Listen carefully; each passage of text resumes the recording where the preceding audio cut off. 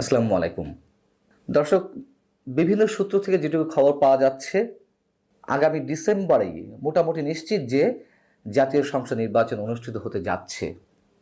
পাশাপাশি এ প্রশ্ন উঠছে যে নির্বাচনটা কি ডক্টর মোহাম্মদ ইউনূস সরকারের অধীনেই হবে, নাকি এর মাঝে অন্য কোনো সরকার আসবে? খুবই যুক্তিসঙ্গত প্রশ্ন। যেটুকু জানা যাচ্ছে যে খুব শীঘ্রই সরকারের পক্ষ থেকে নির্বাচন সংক্রান্ত একটা রোড ম্যাপ ঘোষণা করা হবে। রাজনৈতিক দলগুলোর বহুমুখী চাপ তো ছিল সরকারের উপরে যে এ বছরের মধ্যে নির্বাচন অনুষ্ঠানের, কিন্তু আমরা তো নানান ধরনের টালবাহানা দেখছিলাম নির্বাচনকে প্রলম্বিত করতে। সংস্কারের আওয়াজ তোলা হলো, সংবিধান বাতিলের দাবি তোলা হলো ছাত্রদের পক্ষ থেকে, নতুন প্রোক্লেমেশন ঘোষণার দাবি তোলা হলো, ছাত্রদের নতুন দল গঠনের জন্য সময় দেওয়া হলো, স্থানীয় সরকার নির্বাচনের দাবি তোলা হচ্ছে এখনো পর্যন্ত। কিন্তু শেষমেশ হয়তো নির্বাচনটা ডিসেম্বরে হবে, এটুকু এখনো পর্যন্ত আপাতত নিশ্চিত।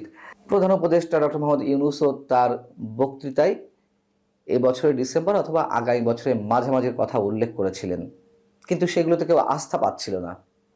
যখন সেনাপ্রধান গত 25শে ফেব্রুয়ারি রাজধানীর রাওয়া ক্লাবে একটা অনুষ্ঠানে অনেক ধরনের ইঙ্গিতপূর্ণ বক্তব্য দিলেন, হানাহানি কাটাকাটি মারামারি থেকে দূরে থাকতে তিনি আহ্বান জানালেন সবার প্রতি এবং সতর্ক করে দিলেন। এমন কথাও বললেন যে এমন কিছুর মধ্য দিয়ে আমাদের স্বাধীনতার সার্বভৌমত্ব বিপন্ন হতে পারে। তখন থেকে মোটামুটি একটা ক্লিয়ার মেসেজ যেমন সাধারণ মানুষের মাঝে পৌঁছালো, সরকারের মধ্যেও সম্ভবত মেসেজটা পৌঁছে গেছে।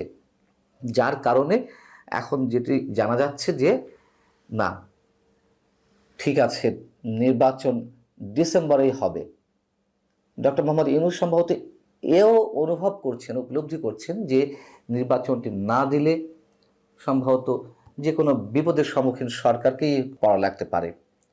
তবে সরকারের উপদেষ্টারাও তো আকারে ইঙ্গিতে বুঝিয়ে দিচ্ছিলেন নির্বাচনটা সহজ না, নির্বাচনের জন্য অনেক সময়ের প্রয়োজন। এমনকি সরাসরি রাজনৈতিক দলগুলোর বিরুদ্ধে একটা অন্তর্বর্তী সরকার, তত্ত্বাবধায়ক সরকারের মতোই তো দল নিরপেক্ষ সরকার, তারাও রাজনৈতিক দলগুলোর বিরুদ্ধে স্ট্যান্ড নিচ্ছিল।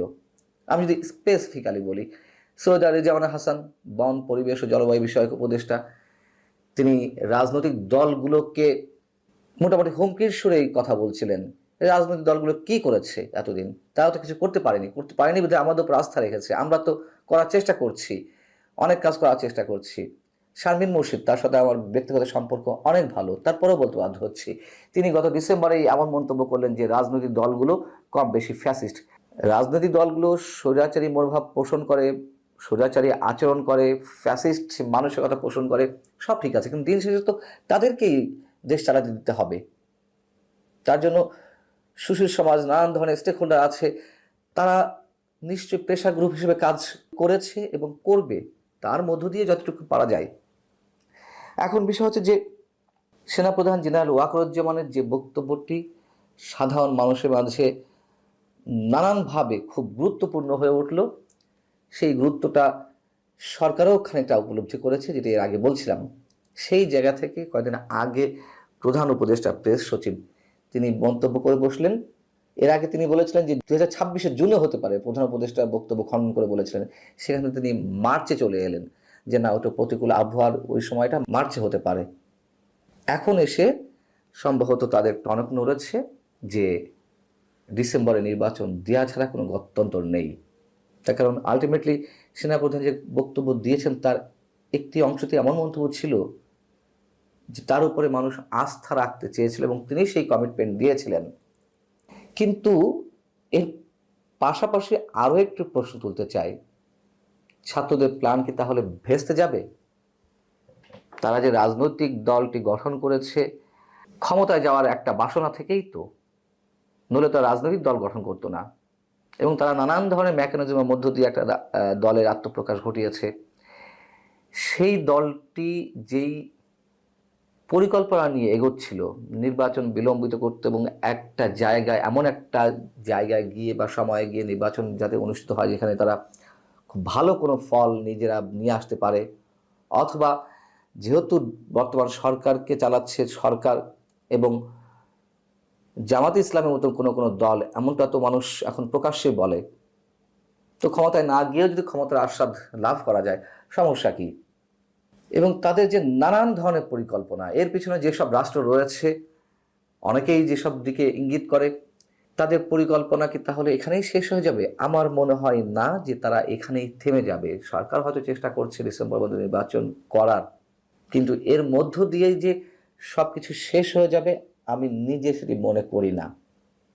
তাদের যে পরিকল্পনা, ম্যাটিকুলাস যে প্ল্যান, সেগুলো হয়তো নিশ্চয়ই তারা বাস্তবায়ন করার চেষ্টা চালিয়ে যেতে পারে। এবং যেই রাজনৈতিক দলটি আমাদের সামনে নিয়ে আসা হলো, এনসিপি, ন্যাশনাল সিটিজেন পার্টি বা জাতীয় নাগরিক পার্টি, সেই দলটি সম্ভবত এই রমজান মাসের মধ্যেই নিবন্ধন পেয়ে যেতে পারে, এবং পাওয়াটাই খুব স্বাভাবিক। এটিতে যে কোনো ধরনের হেরফের হবে এটা নিশ্চিত যে কোনো হেরফের হবে না।